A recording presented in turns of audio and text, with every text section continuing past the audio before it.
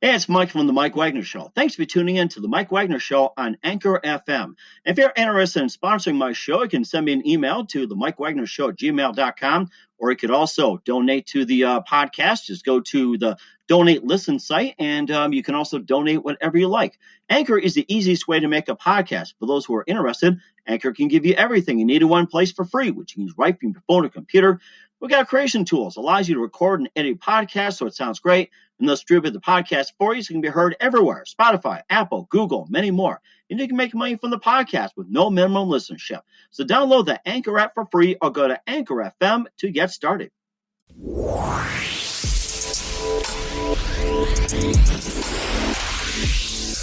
It's now time for the Mike Wagner Show, powered by Sonic Web Studios. Visit online at sonicwebstudios.com for all your needs. The Mike Wagner Show brings you famous celebrities and amazing people from all over the world. Listen online at themikewagnershow.com and on Facebook, SoundCloud, Spreaker, Spotify, and iHeartRadio. And watch the interview on YouTube. So sit back and relax and enjoy the Mike Wagner Show. Hey everybody, it's Mike from the Mike Wagner Show, powered by Sonic Web Studios. Visit online at sonicwebstudios.com for all your needs. Look at a professional website without breaking your budget. Sonic Web Studios is the answer. Sonic Web Studios offers fast, affordable custom web designs that blow the competition away.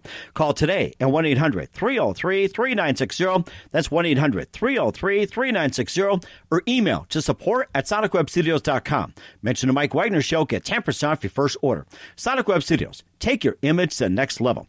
Also, the Mike Wagner Show can be heard on the MikeWagnerShow.com. You can check our Facebook page at Facebook.com/The Mike Wagner Show. You can download and listen on Facebook, SoundCloud, Spreaker, Spotify, and iHeartRadio. Also on Anchor FM, Radio Public, iTunes, Google Play, and Apple.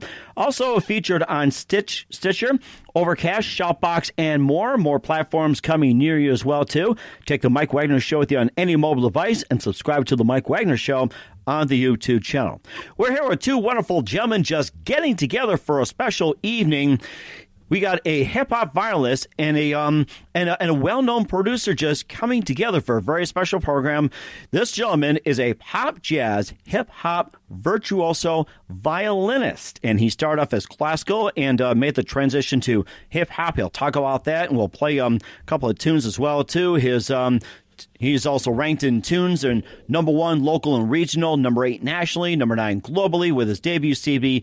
Won numerous awards, traveled and lectured around the world about the classical violin, hip hop, and many more. And also his producer, who he's paired up with for quite some time, just well known as well, too. We'll talk about his work. And live from beautiful Florida, and if I got this right, I hope you guys were on conference call and sharing this wonderful moment together in a groundbreaking interview, just being unique. And ladies and gentlemen, live in conference, yes, that's what we call it, Gareth Johnson and Juan Blair. Gareth, Juan, good morning, good afternoon, good evening. Thanks for joining us today.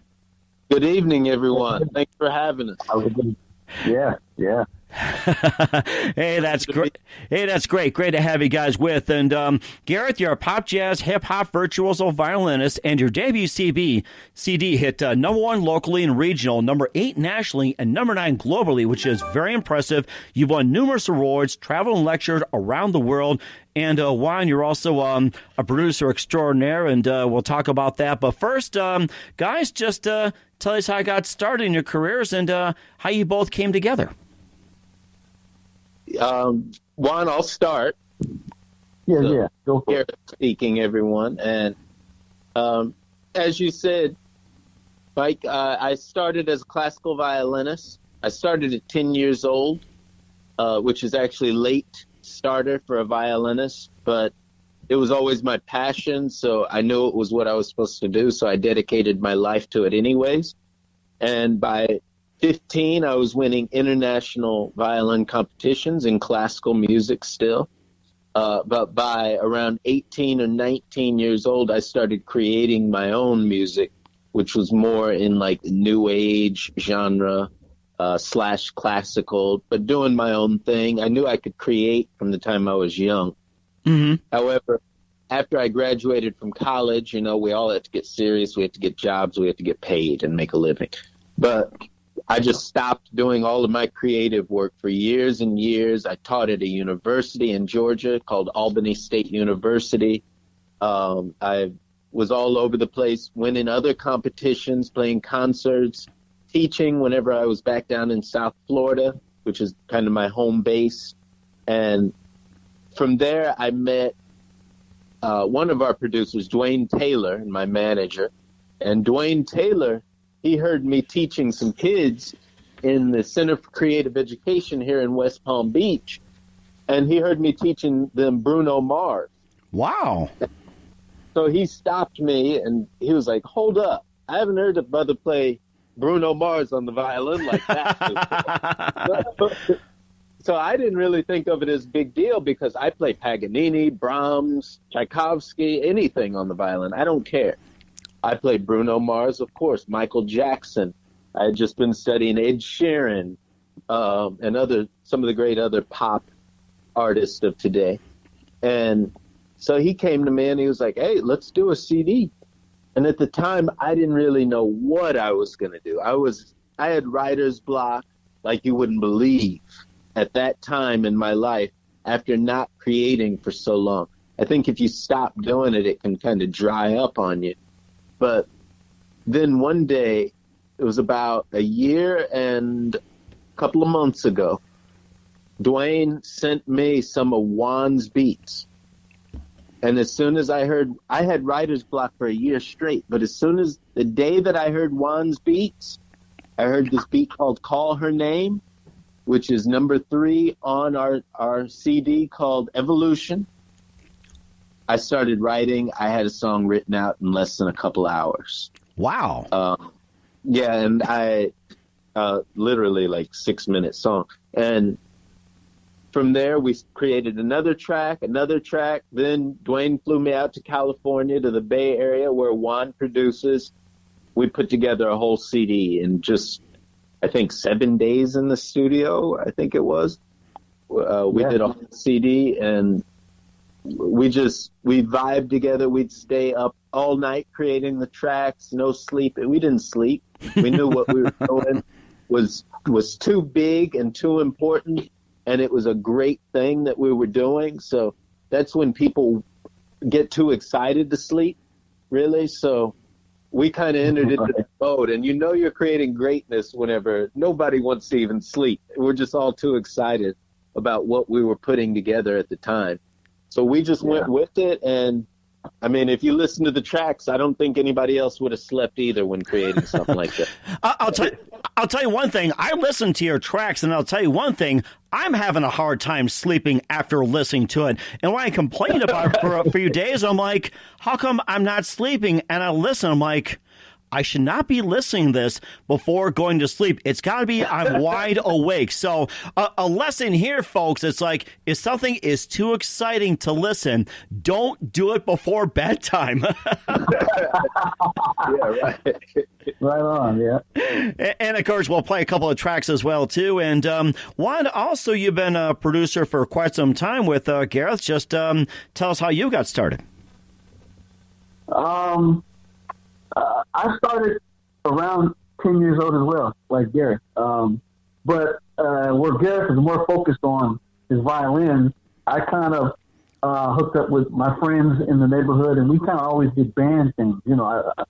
And so I grew up kind of on the funk and Trent and Earth, Wind & Fire and a lot of 80s stuff and other stuff. But anyway, I've done so many different types of music that I'm pretty, you know, I guess sort of like a chameleon, and I love and respect music of all kinds and stuff. Anyway, a few years ago, I did a project with Dwayne. That's when I met Dwayne, Dwayne Taylor. So, you know, Gareth's manager, my business partner. And we did a project, and we were working with a bunch of singers. We were flying to Vegas, and there's like a big crew of people, singers, engineers, producers. And within that whole conglomeration of activity, Dwayne kind of noticed me, and like, I like that dude. You know, he kind of called me out of everybody. And so anyway, about a year or two after that, he called me up and said, Juan, I got a violinist. I'm going to send you some music. Send you some beats. And so I'll send him some stuff that actually never went through. And I didn't know what happened with the whole violin situation, but a year later he called me again and said, Juan, I got a violinist. Send me some beats. So this had kind of been simmering for a year prior. And so anyway, I sent him some music. That's when Gareth got the track. And then in the meantime, I looked Gareth up, you know, and I was kind of calling him a hip hop violinist, but he's more like I started studying him found him online and did my own research. Like, whoa, this guy, not just some hip hop violinist. I mean, you know, not just a hip hop violinist, but he's more than that. This guy is incredible, you know. And I'm like, this the guy who I'm sending beats to? Yeah, man, we're gonna make this happen. And he's like, but other people want to send music. I said, no, I got a guy, Ugly Fingers. So anyway, that's how I sent him Gareth the music, and then we started vibing over the phone, and you know, we talked, and you know, we got along right away. He ran some ideas. I loved his ideas right off the bat. Like, man, I couldn't have wrote that. You know, did better myself. Next, you know, he flies out with me in the Bay Area, and like you said, we sat in the studio for our first session was like 4 days, I think, day and night. Yeah. We pumped out like half the album, and then he flew back up on a different weekend about a month later, and we did another 4 day straight or so, and that was the album, you know. Yeah. I had to add a little something. I'm sorry, Juan. Yeah, go ahead. Because I heard the beats and I was blown away. As I said, I wrote songs to them immediately. But then actually getting out there to work with Juan, it took me to a whole nother level as a musician. I've worked with a lot of the greatest classical musicians on the planet, like Izthak Perlman, Joshua Bell. I've played violin right next to these guys. Pinchas Zuckerman. If you look up any of these names, they're the top violinists throughout history. And alive today. I work with them. I've worked with them. Played in Napa Valley, played in Detroit, all over the world with them. But Juan was like top 3 musicians I've ever worked with. Wow. So it immediately just took me to a whole nother level. I wasn't even expecting that. I wasn't expecting it, but took me to a whole different level. And just seeing that whole different perspective, as he said, he was trained. He was brought up more like in the band and with funk and jazz and different rhythms, just so much different that the collaboration came together like magic. It sounds amazing, too. And also, I read as well, too, that you first got exposed to classical music by watching Izthak Perlman on TV, or was it you went to a concert? Izthak Perlman. I saw him play. I was at the class for gifted kids. I had just gotten put in the class for gifted kids. They called it Quest. Mm-hmm. All the other kids went to the zoo. And we went to see the St. Louis Symphony, and Izthak Perlman was there. So I was blessed. It was just so happened I had just gotten into that class. And that just blew me away. I was like, I can do that. I know I can do that. And 5 years later, I had private lessons with Izthak Perlman, and about 10 years after that, I was playing concerts on the same stage. Wow, that is something, and it's all based on a trip to St. Louis. And of course, if you went with the zoo, it could have been a different story. So, other animals, you're right, a different animal. You hit on the head. Boy, we're on the same vibe today. This is good. and besides the violinists you had mentioned as well, too, Gareth, who are some of your other favorite artists and singers that you grew up listening to and who are influenced? And Juan, you can also jump in as well, too. Don't be afraid. Oh, man. I love everything. I listened to a lot of hip-hop growing up. Jay-Z, Eminem, any of those big rappers, Biggie Smalls. I loved Tupac back in the day. I love a lot of West Coast stuff. Juan, go ahead, man. Yeah, I mean, for me, wide variety. I I grew up with my dad. Always played the oldies, oldies like 50s music and stuff. But I love the music from 60s, 50s, 60s, 70s. Earth, Wind and Fire is one of my ultimate groups of all time. Cameo, Parliament, Funkadelic, Duran. I don't know. Those are the old school groups. Rock, hip hop. Yeah. One of my favorite producers, of course, is Quincy Jones, Dr. Dre. I love Kanye West Productions. Michael Jackson and Prince, though, have the biggest influence on me of any two musicians. Yeah.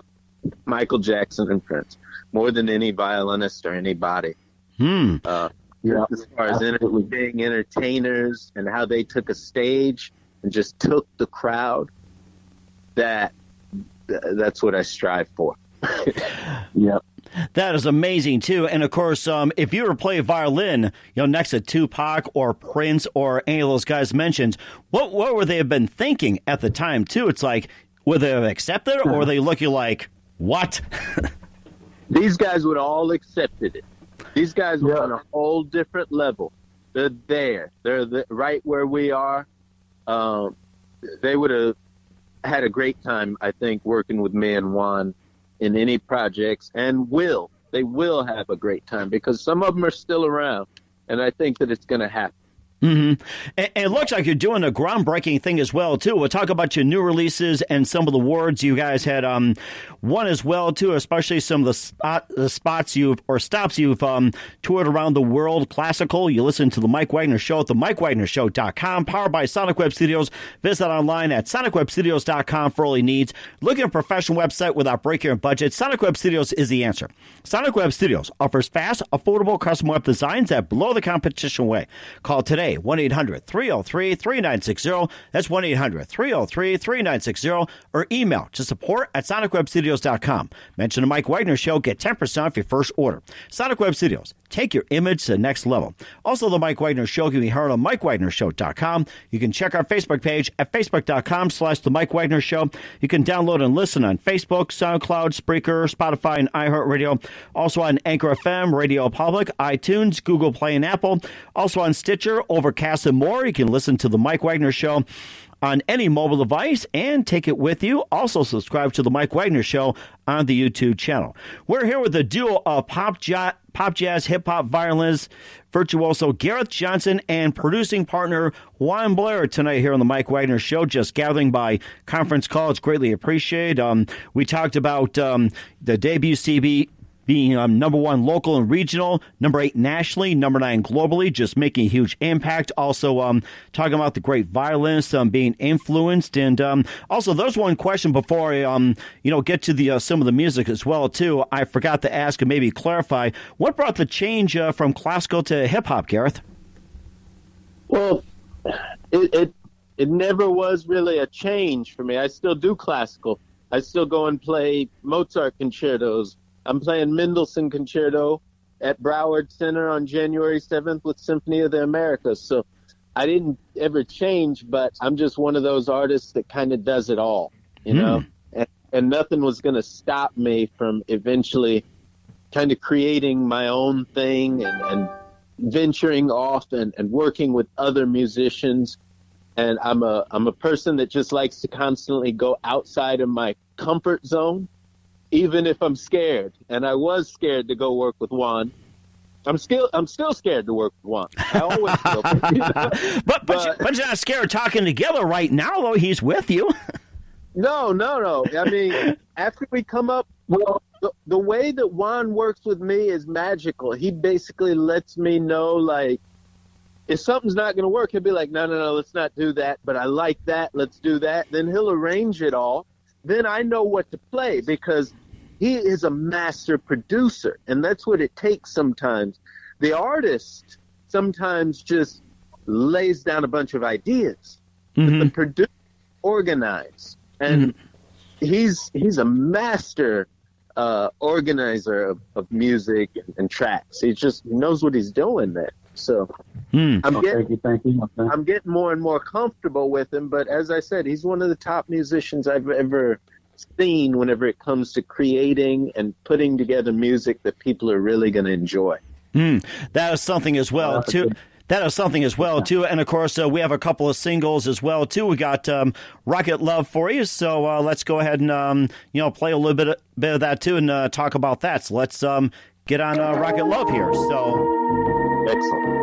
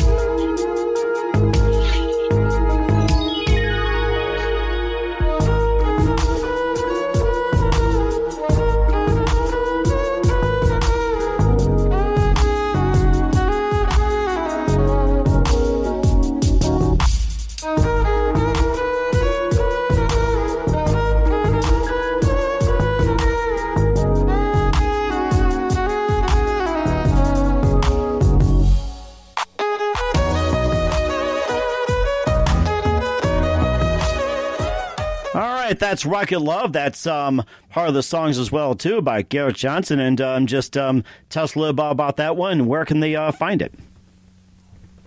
Rocket Love is on all platforms. Okay. Yes. All right. It's on Spotify, Pandora, Apple Music, iTunes, all platforms. That is fantastic, too. And also, you got a brand new song, Naughty, as well, too. Just tell us all about that one. The Naughty, Dwayne Taylor, again, our manager / producer with Taylor Productions, he found the beat for this track, and he just has a good ear because Dwayne's also a DJ. Mm-hmm. So he knows what people want to dance to, and that's really important whenever it comes to making music that people are going to have fun with. You got to have dance tracks. And people don't always think of dance when they think of violin. So if you can kind of mix the two together, people really get into that because at the same time as having dance, you have something classy that you're involving. It's not like throw that butt up in the air. You know what I mean? Mm-hmm. I don't know what I can say on the radio exactly. But yeah, so it remains classy by being violin and a dance song. So I think Naughty can almost be played anywhere and people will have a good time. And it's just one of those tracks. It's a feel-good track. It makes you feel good. My little daughter, who's 3 years old, there's parts of it where she just yells repetitively because she just enjoys that part where the violin has that like scream in it. And she yells with the track. So it's a very, very enjoyable track. It'll get you bouncing and dancing. That is amazing, too. And let's go ahead and play a little bit of that. Here's Naughty right here on the Mike Wagner Show. All right.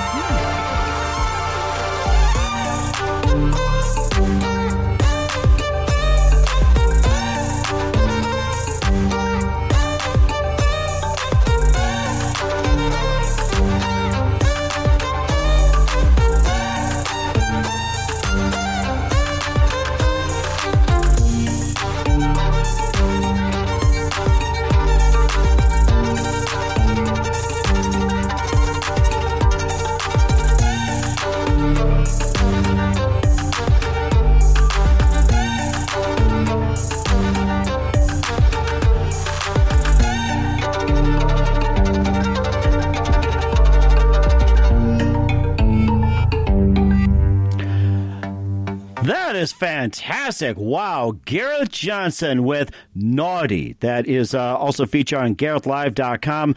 I mean, if we have video, you could watch. I can imagine you see me dancing to that. I was just doing the Michael Jackson to that thing. It was a great song. Love it. Yeah, that's a fun track. No, thank you. Yeah. Oh, that is so fantastic. And we'll talk about some of the awards you've won. It sounds like you got some groundbreaking. You traveled and lectured around the world. We'll talk about some of the places you've been to. You listen to The Mike Wagner Show at themikewagnershow.com, powered by Sonic Web Studios. Visit online at sonicwebstudios.com for all your needs. Look at a professional website without breaking your budget. Sonic Web Studios is the answer. Sonic Web Studios offers fast, affordable custom web designs that blow the competition away. Call today, 1-800-303-3960. That's 1-800-303-3960, or email to support@sonicwebstudios.com. Mention the Mike Wagner Show. Get 10% off your first order. Sonic Web Studios. Take your image to the next level. Also, the Mike Wagner Show can be heard on the MikeWagnerShow.com. You can check our Facebook page at Facebook.com/the Mike Wagner Show. You can download and listen on Facebook, SoundCloud, Spreaker, Spotify, and iHeartRadio. Also on Anchor FM, Radio Public, iTunes, Google Play, and Apple. Also, take the Mike Wagner Show with you on any mobile device and subscribe to the Mike Wagner Show on the YouTube channel. We're here with pop, jazz, hip-hop violinist, virtuoso Gareth Johnson, along with producer Juan Blair, teaming up tonight here on the Mike Wagner Show. We talked about a debut CD and also having influences, classical, hip-hop, and everything else. We also play a couple of tracks.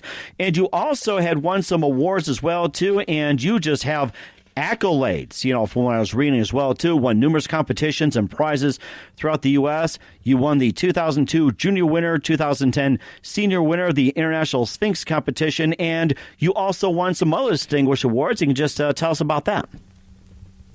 I mean, yeah, I love winning those awards. They're great accolades.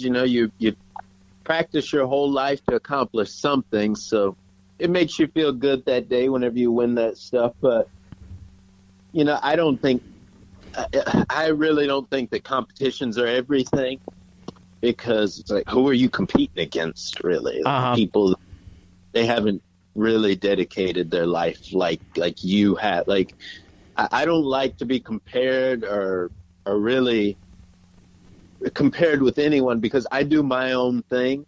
Mm-hmm. And so competition only means so much to me. I love the cash prizes. The Sphinx cash prize, $50,000 prize. Wow, $50,000! I'm entering. Right. Show me the money, give me the money. I'll play violin for $50,000. Yeah, that is amazing. I mean, they're not playing around. It's serious stuff. But for me, it's like, who's really going to promote me? Who's really hearing me here? I'm trying to get places, and I need the right ears to hear me, and they obviously weren't even there either. Mm-hmm. So I'm just trying to get to the right place at the right time. That's Juan and I are trying to do, and I know Juan's on the same page. Juan's done many, many great things, but at the same time, we need to both kind of strike that with that special person out there that'll hear our track and just know, like, oh, these guys need to go to the next level. They should be making tracks for this guy's movie, or the next Jordan Peele movie, or help John Williams in the next blah blah. Like, hook us up. We're good. We make good music. Especially we did that in 7 days. Imagine if people were to sponsor us and give us a year. Mm-hmm. What we would come up with. Mm-hmm. We would change the whole industry. We'd change the whole industry because of the collaboration. We'd be collaborating with rappers and different artists and vocalists. We could make the sickest, best music on earth. It's just been the two of us doing all that in the room. So we just need that chance, that opportunity, and things are going to change. Mm-hmm. And of course, we encourage you to do so. You guys just have a great thing going. And Gareth, you played and taught in South Africa, Europe, England, and the Netherlands. You've been all over the place. And just tell us about those experiences, and which one did you like the best? I loved them all. I'd have to say, I have to tell the truth about them all, though. I flew into South Africa. I was jet lagged. I didn't even get to see any animals. I didn't know to go to any of the parks. I just played the concert, the Durban Symphony and Johannesburg Symphony, and then flew back. It was terrible. It was way too far to fly to do that. Wow. That's like an 18-hour flight. So unless you're going to Africa just to chill, don't go there for business and then just fly back. It's torturous. Now, the Netherlands was awesome. That was my trip because there's things legal there that I like, that I'm into, and also in California and places that I can do my own thing. Mm-hmm. But also just the people are so welcoming, and classical musicians are like rock stars. Basically any musician's like a rock star, but even classical musicians, they respect you to the fullest. You'll be at a restaurant, they'll see that you have a violin, they'll be like, oh, pull it out and play. If you do, you play them a song, you and your whole party's paid for. Really? They do it. Yeah. In like the Netherlands and in Vienna and in different places over in Europe, they respect the arts. They respect artists. I feel like this is going to really blow up there, possibly even first, before it does so much over here because of how they respect music. Mm-hmm. But we'll see. And of course, how about which parts of Europe that you actually liked, and also what was like the you got the most? I'm trying to say this, like the best reception in Europe. Which countries? In Vienna, I'd have to say, and also Amsterdam. They love violin in Amsterdam. Vienna, I actually won an international competition and a prize there. And I didn't even know that I was going to do that. A conductor just kind of hooked me up. He was like, come play here this day at this time. And I was going to a competition, and I won. Probably good because I had no nerves. I just played. But Vienna was very receptive. Also, the Italians, I mean, violin is magical in Italy because if you go to Venice and the Grand Square there, I forget what they call it exactly, at Venice, there's like every other restaurant, they have a violinist there playing, a virtuoso violinist. So it's so well respected. Again, the violinists are like rock stars. It's like, you made it to the NBA of violin if you're one of those violinists playing at one of those restaurants. Wow. Yeah, it's cool. Hey. The violinists are really good, and you'll just see these violinists playing on the street, just the sweetest melodies, and these Italian violins, old Italian violins, new ones, and it's just a whole different culture over there, respected for centuries. I've told Juan before, I played on the old Stradivarius because they hold many of them up at the Henry Ford Museum. Mm-hmm. And those violins, being from the 1700s, I played on one specifically a few times called the Russian Stradivarius. Some of these violins have names. It's a $4.7 million violin, but they keep it at the Henry Ford Museum. A couple years ago, I went to play the Tchaikovsky violin concerto on it. These things are special. You can hear the sound of that country in the instrument. Hear the sound coming from that time, especially when you've traveled there and experienced it. It all comes together for you. I was reading somewhere that you have what was an 1840 violin that was about $4.7 million, and no. The 1840 violin is my violin. Okay, Jean-Baptiste Villon, and that. I mean, it's no walk in the park. It's $250,000 violin. I was trying to figure out where that came from as well, too. You're owning that as well, too. And also, what are some of the other violins you own, like some from the 1900s or anything like that? Or, just something special, say, for one recording because of a certain sound?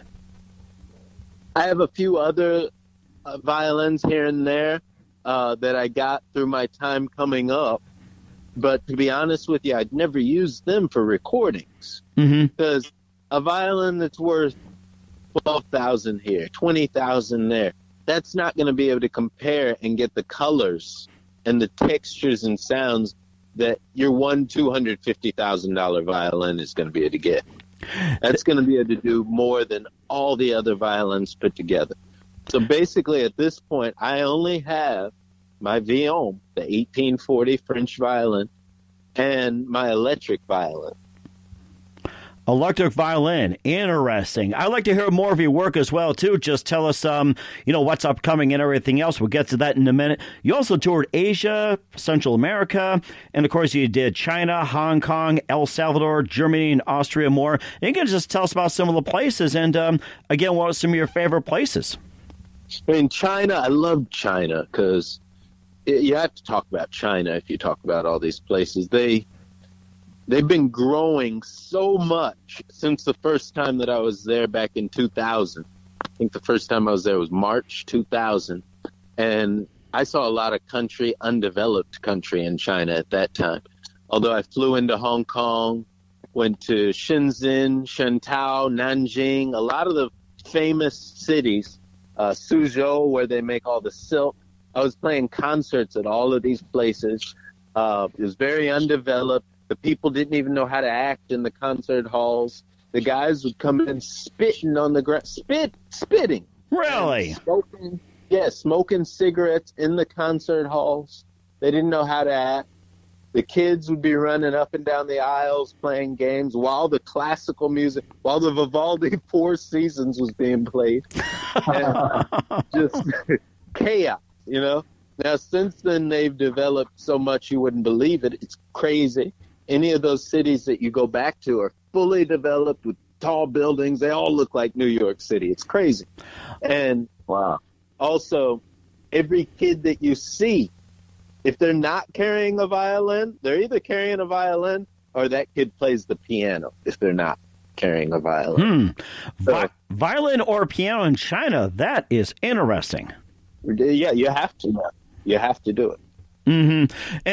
And of course, I was just going to get to something else as well too, and I'm trying to think. And you also played in a number of concert halls throughout the U.S. Like you mentioned Hartford, Seattle, Pittsburgh, Atlanta, St. Louis, the Boston Pops, and more. What do you consider your most favorite concert hall, and why? My favorite concert hall. That's an interesting question. You have to give it to Carnegie Hall just because of the hype, There's so much hype with Carnegie Hall. And I played there maybe 7-8 times, which that's not a lot. Because some people have played there 30, 40, 100 times. But I played there 7-8 times. So each concert's been very, very special for me. And I've also played as a soloist on the big stage, which is the Stern Auditorium. And I've played my own solo recitals in the Weil Concert Hall, I believe it's called. So I've had a lot of great experiences in Carnegie Hall. It's not just like I got to join my high school orchestra and play in Carnegie. No, I was really supposed to be playing in Carnegie Hall. You know what I mean? Mm-hmm. Mm-hmm. I meet these kids all the time. Oh, my high school choir went and sang in Carnegie Hall. Then you hear them sing and they can't sing Happy Birthday. I was there based off winning competitions, being invited. One night when I played the solo in Weil Concert Hall, which is the smaller hall, I was wondering the whole time, I wonder why they have me in the smaller hall that night. What is going on? I was a little upset. And I walked into the larger hall. You'd never guess who was there. Yo-Yo Ma. Yo-Yo Ma. I was just going to bring up that name, Yo-Yo Ma. Oh, my goodness. So Yo-Yo Ma was playing in there. So it's like, okay, I see why you got the big hall. You know what? You should have invited him in one day if you're going to play hip hop and say, Yo-Yo Ma, come over here. Yo-Yo Ma. I wish. I took him to tiramisu and he ate that and he loved it. Oh, my goodness. You guys have to come out and play for us one day, too, and we'll get people to love you, I'll tell you that. Okay. All right. We're here with virtuoso violinist, pop, jazz, hip-hop Gareth Johnson, and producer extraordinaire Juan Blair. And what do you guys consider your most memorable moment? Juan, you want to? Memorable moment. Yes. Well, really, our first song, Call Her Name, Yeah. is one of my most memorable moments because he sent his original idea back to me. I sent him the track. He sent like a scratch performance, and I immediately loved what he did. And then he flew up. You know, that's what we worked on first. And I mean, I think that's my favorite song on the project. But yeah, and probably mine it's too. really meaningful to me that whole process of us collaborating on that song. I mean, you know, I couldn't have asked for anything better to be put on my music. You know what I mean? Mm-hmm. Yeah. I appreciate that one. It's very similar for me, kind of, because it's our track Magic, which is the first track on our CD Evolution, Magic. Juan played me this, I think they call it trap beat. And I heard it. I had never heard music like that before in my life. But I just immediately said, oh, I got something that goes over that. I heard the whole song as soon as he played the beat, which usually I'm thinking of a line and I'll write down the line or I'll record the line. And then I'll think of the next line, I'll record the next line, think of the next idea, or I'll just improvise the whole song and Juan will put together the best thoughts. Usually that's the strategy. But with Magic, I heard the whole song, right? It's just there. It was just there. And so I was able to, I just wrote it down real quick, and then I just read it from the music and played it. So it worked really well. Some of the tracks really are like just magical. It's almost like meant to be. And Magic was kind of that track for me where I heard it and the whole song was there. That also happened with a song called Midnights. It happens every now and then. You hear the beat and the whole song's already, it's like you've heard it in a past life and you just write the song. It's like a blessing. That is amazing, having the most memorable moment as well, too. And, of course, just another, question that just popped up to mind. If you guys were to assemble a band, like an ideal band, to play some music, and who'd you have to play at a certain instrument and why? I'd have the Gareth Johnson band that Juan assembled in San Francisco Bay Area. Every one of those musicians is just sickening amazing. We put the band together, last few months. And we've done one performance so far, and the guys that I compiled, because we're not exactly one thing. Like I will often do funk, bands that are strong and funk. But this one, I got a guitar who's more on the rock side. The bass player is more of like a prog bass player. I got my guy Angelo Dominguez, I call him the Fatness. I put together musicians that can kind of stretch a wider range of sounds, styles, and it's a little bit experimental, but I feel like the unit we have can really expand and really give Gareth the canvas to really do his thing and expand, Mm-hmm. The one thing I love about Gareth and working with him in the studio, one of my favorite moments, the question you asked earlier too, is the fact that like we'll be doing some stuff, we'll work some parts out, we'll lay some things down, and then at the end of the session we're playing it back, and then Gareth will look at me like, I'm not supposed to be doing that, right? Like doing what? That stuff on this song, right? Yeah, violinists don't do that. Like, we're breaking the rules right now. I know sometimes classical can be very, not that you don't break the rules. It's a certain structure in the classical genre, and Gareth is willing to break the structure, And I know a little bit about a lot of instruments, but I'm not a master of a bunch. I'm not a master of the violin, so I know just enough to not know when I'm breaking the rules, and Gareth just rolls with it. Oh my goodness, that is something. Yes, rules are meant to be broken. I mean, there's no ifs, ands, or buts about it. So. Absolutely. That is fantastic. And of course, another question that popped up as well too. Any plans for an upcoming tour? I think Dwayne's working on that, and possibly with some other big artists. I think with Maria Antoinette, a kind of pop harpist, who's also really, really gaining a lot of recognition in the pop music world, but being an instrumentalist such as a harpist is quite unique as well. Mm-hmm. So that'll be cool. And she's played for the Obamas. She works with Stevie Wonder, I think, quite a bit, and she's possibly going to get us in the right doors a little bit more, from what I've been told. So we're working on some collaborations as far as productions as well. A couple songs, with her and Gareth. So that's kind of our next move with the tour possibility. So we'll be on her tour. Her tour. Okay, that's great. Fantastic. And do us a favor, keep us up to date. We're looking forward to seeing you guys on tour. And a couple more minutes here. You guys have been fantastic. Love to have you back on soon. Who do you consider biggest influences in your careers? Well, overall, I mean, my mom took me from nothing to where I am. My mom and dad, of course. But as far as being a musician, it's Michael Jackson for me. Yeah, Prince probably for me. I mean, Mike as well. Yeah. And then on the classical side, it's Paganini on the violin. Okay.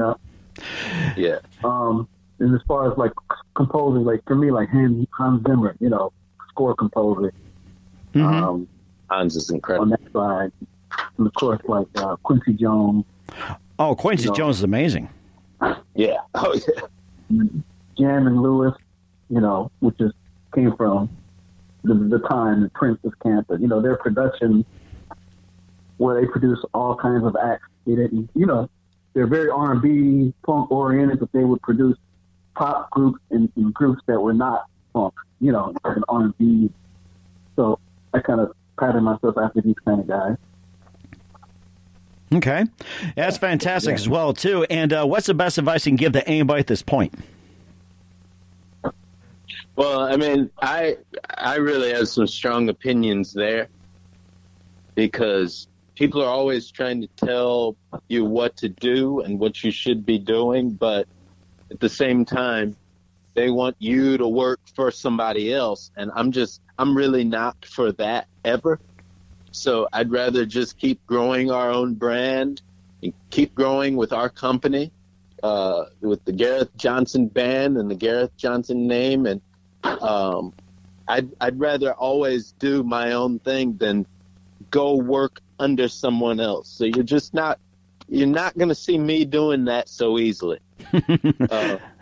Like just going to work for this symphony orchestra, or just going to work at this school, this university. And I've done all of that. I've gotten paid by all the major symphony orchestras down here.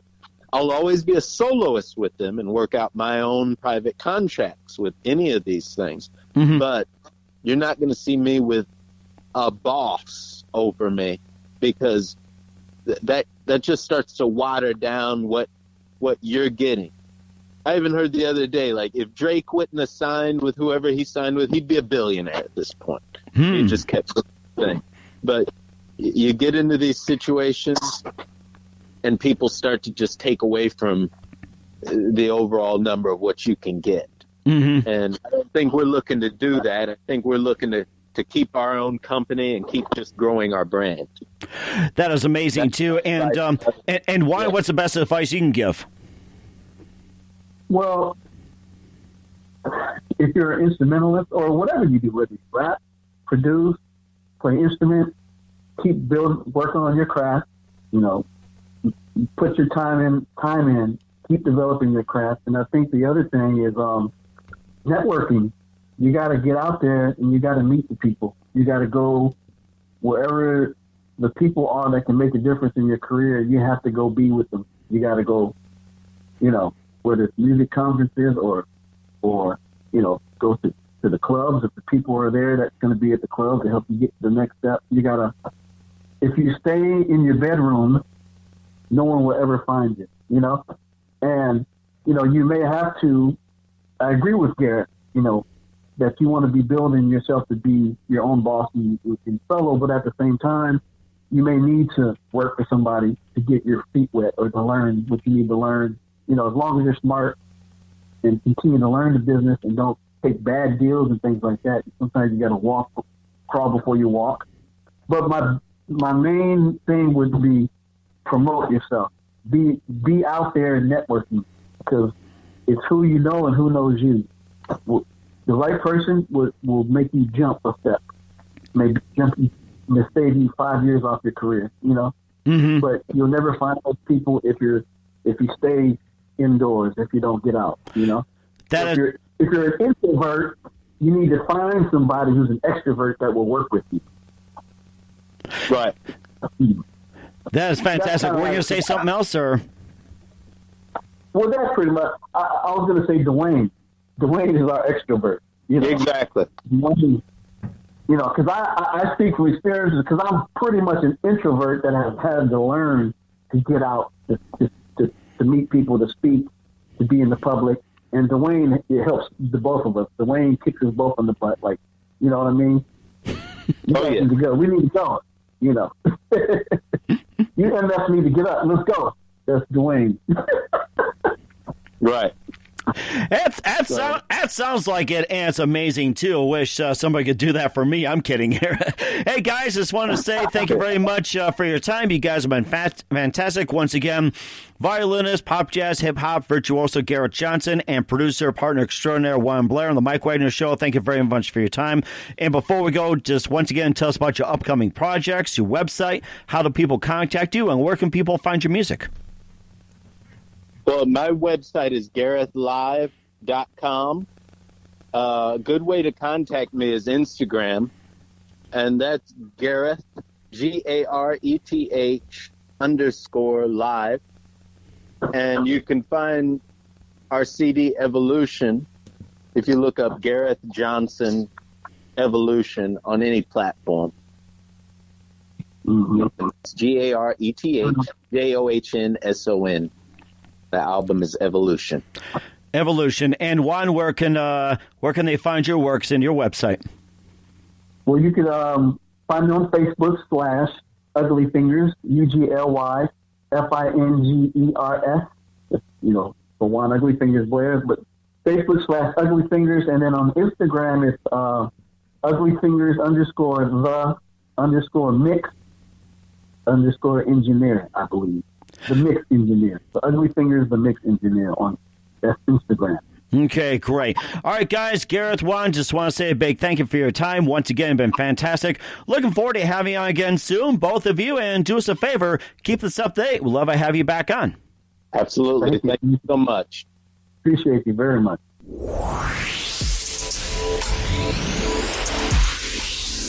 Thanks for listening to The Mike Wagner Show, powered by Sonic Web Studios. Visit online at sonicwebstudios.com for all your needs. Listen online at themikewagnershow.com and on Facebook, SoundCloud, Spreaker, Spotify, and iHeartRadio. And watch the interview on YouTube.